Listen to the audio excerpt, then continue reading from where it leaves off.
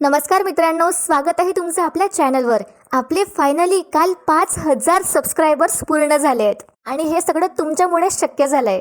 तुमच्या सगळ्यांचे खूप खूप आभार मित्रांनो आणि प्रिय सखींनो. आपलं प्रेम असंच राहू द्या.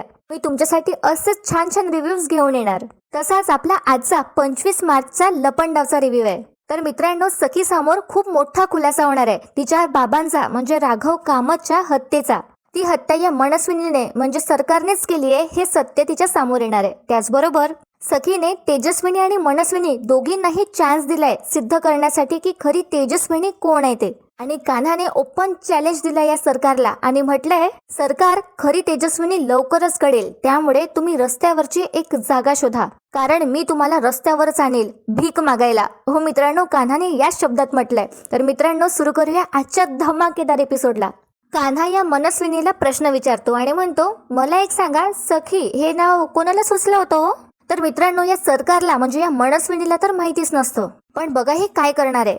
कान्हा विचारतो, आता तुम्हाला सुचलं होतं की राघव सरांना? हा प्रश्न ऐकल्याबरोबर आता दाभाडे मावशी स्माइल करू लागतात, कारण त्यांनीच सखीचं नाव ठेवलं असतं. इथे आता कान्हाला प्रेझेंट मध्ये आठवतं की त्याने सेम प्रश्न दोघींना एकट्यात विचारलं होतं, सखीला आणि या मनस्विनीला. तर सखीने तर खरं सांगितलं होतं की दाभाडे मावशींनी, पण या मनस्विनीने असं सांगितलं असतं की तिला हे नाव राघवने सुचवलं होतं आणि त्याला हे नाव आवडलं होतं.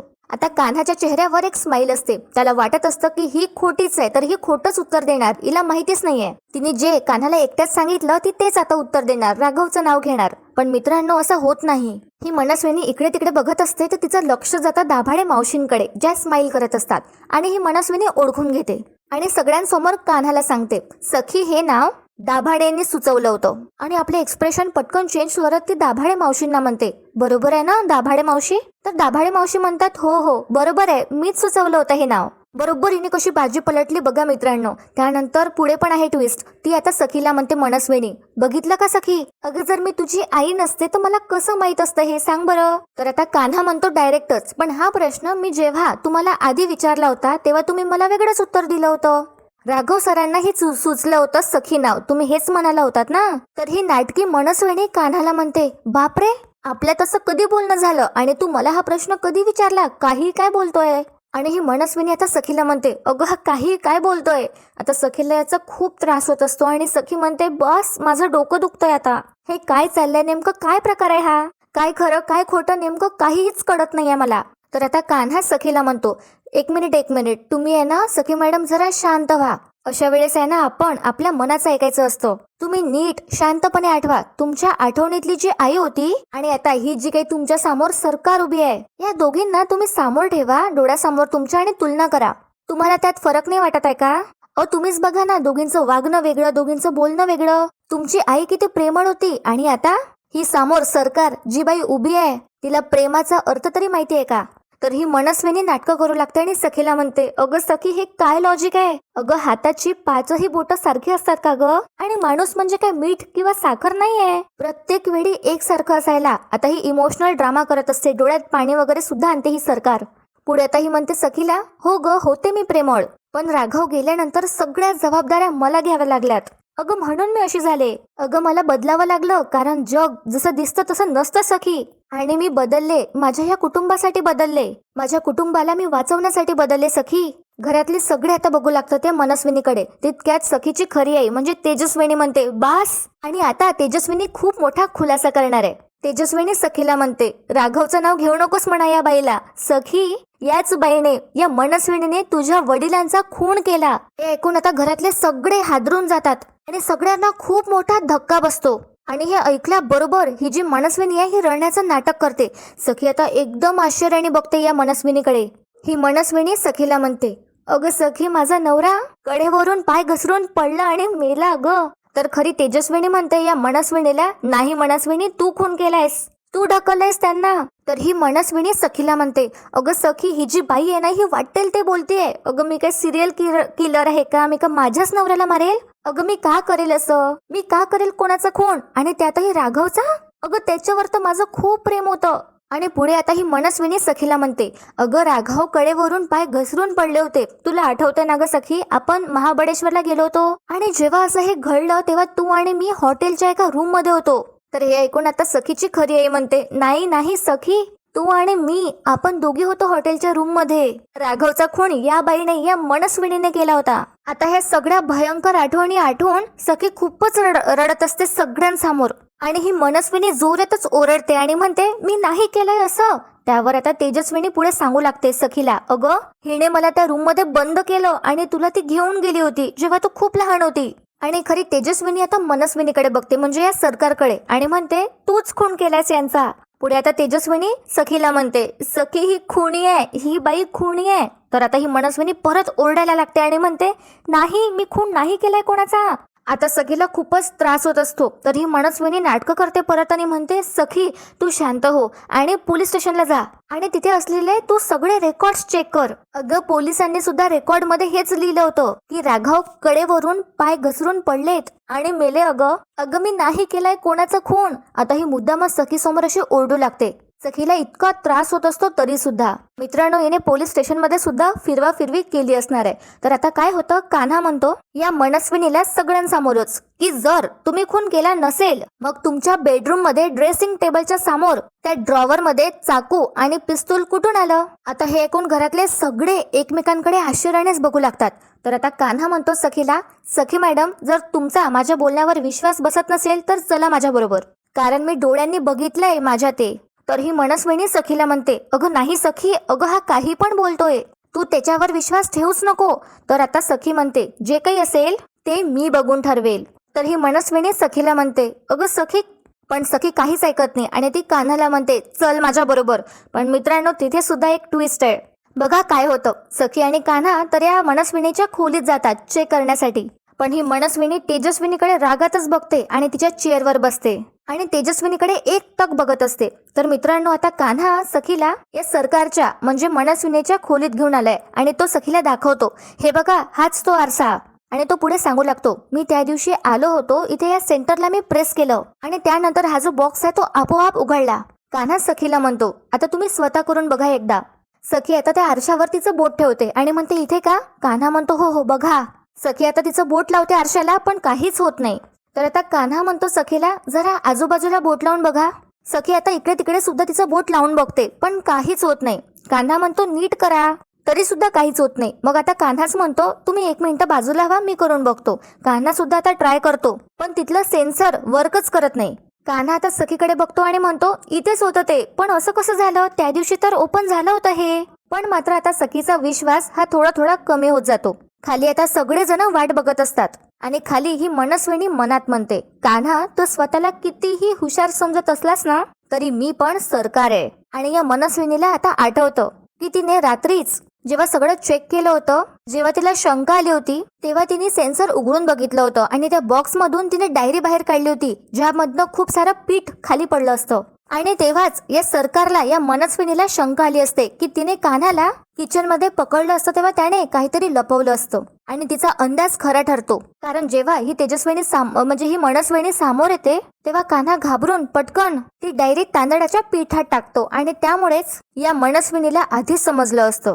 आणि तेव्हा आदल्या रात्री ती स्वतःला म्हणते, डॅम, म्हणजे कान्हाला ही डायरी सापडली तर, आणि त्याला माझं सिक्रेट कळलंय तर. आणि जेव्हा मी त्याच्या समोर गेले होते तेव्हा त्याने ही डायरी दळणाच्या पिठात लपवली होती त्या डब्यात, आणि मग मी नसताना त्याने स्वतःच इथे ही डायरी आणून ठेवली. हे सगळं खरंच कान्हा करतोय का. बापरे, म्हणजे या कान्हाला ही डायरी वाचून कळून चुकलंय की मला एक जुळवा बहीण आहे. पुढे तिने तेव्हा म्हटलं असतं की कान्हा माझ्या बाजूने आहे की माझ्या विरोधात हे मला माझ्या बर्थडेच्या दिवशी कळेलच. पण त्याआधी मनस्विनी या आरशाचा सेन्सर बंद करायला पाहिजे आणि त्या संपतला फोन करून कळवायला पाहिजे. आणि मी त्याला विचारते की माझी रेकॉर्ड फाईल कोणी मागितली होती. आणि डायरीकडे बघत तिने म्हटलं असतं की मग मला कळेलच की या सगळ्याच्या मागे कान्हा आहे की दुसरं कोणी. आणि मित्रांनो, म्हणूनच या मनस्विनीने सेन्सर बंद केलं असतं. आणि आपल्याला आता प्रेझेंट मधलं दाखवलं जातं. कान्हा आता विचार करू लागतो की असं कसं शक्य आहे. तर सखी म्हणते कान्हाला, कान्हा अरे काहीच नाही होत आहे, म्हणजे मी पण बघितलं आरशाला बोट लावून आणि तू पण चेक केलं, काहीच होत नाहीये. तर कान्हा म्हणतो 1 मिनिट थांबा.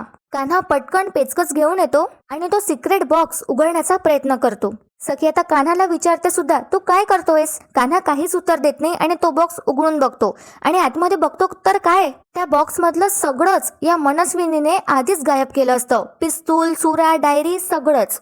कान्हाच्या लक्षात आलाय आता की या मनस्विनीने आधीच याचा बंदोबस्त केलाय. आता सखी म्हणते, कान्हा या बॉक्समध्ये तर काहीच नाही आहे. इकडे कान्हाला आता काहीच समजत नाही आणि खाली खरी तेजस्विनी सगळ्यांना म्हणत असते, माझ्यावर विश्वास ठेवा, मीच खरी तेजस्विनी आहे. त्यानंतर तेजस्विनी मनस्विनीला म्हणते, आतापर्यंत कान्हाला सगळे पुरावे सापडले पण असतील. तितक्यात तिथे आता कान्हा आणि सखी येतात.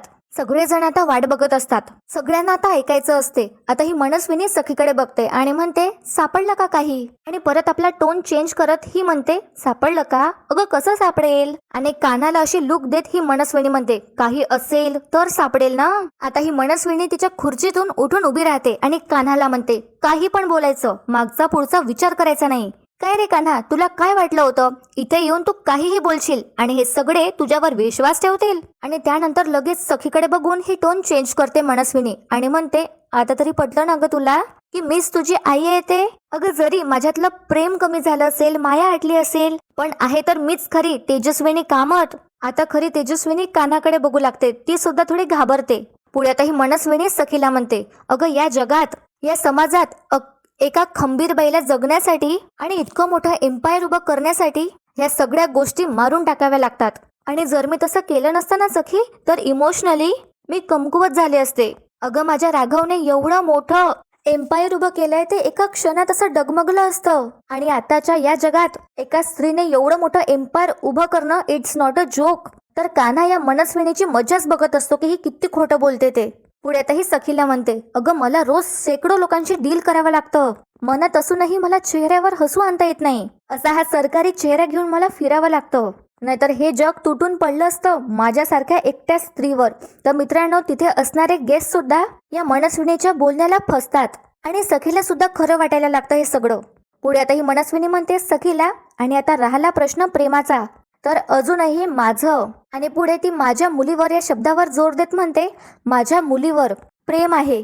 सखी मीच तुझं ग्रीटिंग फाडलं होतं, पण अगं त्या दिवशी मीच येऊन जोडलं ना ते. तर आता खरी तेजस्विनी घाबरू लागते. तिला वाटत असतं की सखीला पूर्ण विश्वास बसेल या खोटारड्या मनस्विनीवर. तर आता तेजस्विनी सखीला म्हणते, सखी अगं ही बाई तुला शब्दात अडकवतीये, हिच्यावर विश्वास नको ठेव ग. अगं मीच तुझी खरी आई आहे, अगं माझ्यावर विश्वास ठेव. असं म्हणून तेजस्विनी म्हणजे सखीची खरी आई आता सखीच्या डोक्यावरून प्रेमाने आणि मायेने हात फिरवते. आणि सखी सुद्धा तिचे डोळे बंद करते आणि फील घेते. आणि तिला तिचा सगळा भूतकाळ आठवतो. ती जेव्हा लहान असते तेव्हा तिची खरी आई तिच्यावर कशी माया लावते हे तिला सगळं आठवतं. सखी आता तिच्या आईचा हात आपल्या हाती घेते आणि म्हणते, हा हात, या हाताचा स्पर्श मी या आधी पण अनुभवला आहे आणि या तीच पॉझिटिव्ह एनर्जी आहे जी सेम माझ्या आईच्या वागण्यात होती, अगदी सेम. आता सखीच्या डोळ्यात पाणी येतं आणि गौतम खुश होतो हे बघून. पण बघा ही मनस्विनी काय करते. ही मनस्विनी सखीचा हात मागे ओढते आणि स्वतः खऱ्या तेजस्विनीच्या समोर येते आणि तिला म्हणते, लांब हो माझ्या मुलीपासून. आणि त्यानंतर ही मनस्विनी चाकू बाहेर काढते आणि सखीला म्हणते, सखी या बाईला इथून जायला सांग. आता तिचे सगळेजण घाबरतात. आता तेजस्विनी म्हणते मनस्विनीला, अगं अजून किती खून करशील, हा सुरा बाजूला ठेव. आता खरी तेजस्विनी घाबरू लागते. तर ही मनस्विनी म्हणते, नाही ठेवणार. काय करशील ग? मला माझ्या मुलीपासून दूर करण्याचा तू प्रयत्न करत आहे आणि मी काय उघड्या डोळ्याने बघत बसू? आता सखी सुद्धा घाबरू लागते तो सुरा बघून. आणि ही मनस्विनी सखीच्या खऱ्या आईला म्हणजे तेजस्विनीला म्हणते, मांजराच्या पिलावर कोणी चालून आलं ना तरीही ती वाघीण होते. काय ग, मला आणि माझ्या मुलीला एकमेकींपासून तू तोडतीयस? सांग कशी शांत बसू मी? असं म्हणून ती खऱ्या तेजस्विनीचा हात तिच्या हातात घेते आणि सगळ्यांना असं दाखवते की त्या सुराने ती खऱ्या तेजस्विनीवर हल्ला करणार आहे. आणि ती तेजस्विनीला म्हणते, जा इथून. तिथले सगळे आता एकदम आश्चर्याने बघू लागतात सगळं. तर बघा मित्रांनो काय होतं, की मनस्विनी सगळ्यांना तर असंच दाखवते की ती तेजस्विनीवर हल्ला करणार आहे, पण ती स्वतःच्या हातावर वार करते. तर मित्रांनो आता सखीची सिंपती गेन करण्यात यावी म्हणून हे सगळं असं नाटक करते. तिला वाटत असतं की जर या मनस्विनीने म्हणजे स्वतःला तिने इजा केली तर सखीला पटकनच तिची माया येणार, तिची कदर येणार. हिने मागे पण असं केलं होतं जेव्हा ही मालिका नवीनच सुरू झाली होती आणि आपल्याला माहिती आहे की सखी कशी धावत पळत आली होती तेव्हा. तर मनस्विनीच्या अशा वागण्यामुळे आता सखीला खूप मोठा धक्का बसतो. आणि मित्रांनो आजचा भाग इथे संपतो, पण उद्याच्या भागात आपण पाहणार आहोत. सखी आता सगळ्यांसमोर म्हणते, आज नियतीने असा खेळ खेळलाय की माझ्यासमोर माझ्या 2 आया उभ्या करून ठेवल्या आहेत, पण कोण खरं कोण खोटं हे तर ठरवावंच लागेल. सखी आता या दोघींवर सोडते आणि म्हणते, आता तुम्ही दोघींनी मिळून कोण खरी तेजस्विनी कामत आहे हे सिद्ध करून दाखवा.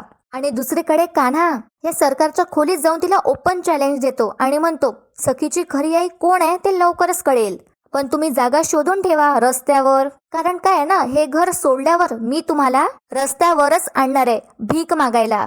आणि ही मनस्विनी कान्हाकडे एकदम रागात बघते. तर मित्रांनो, खूपच भारी एपिसोड असणार आहे उद्याचा पण, आणि आजचा भाग पण खूप मस्त होता.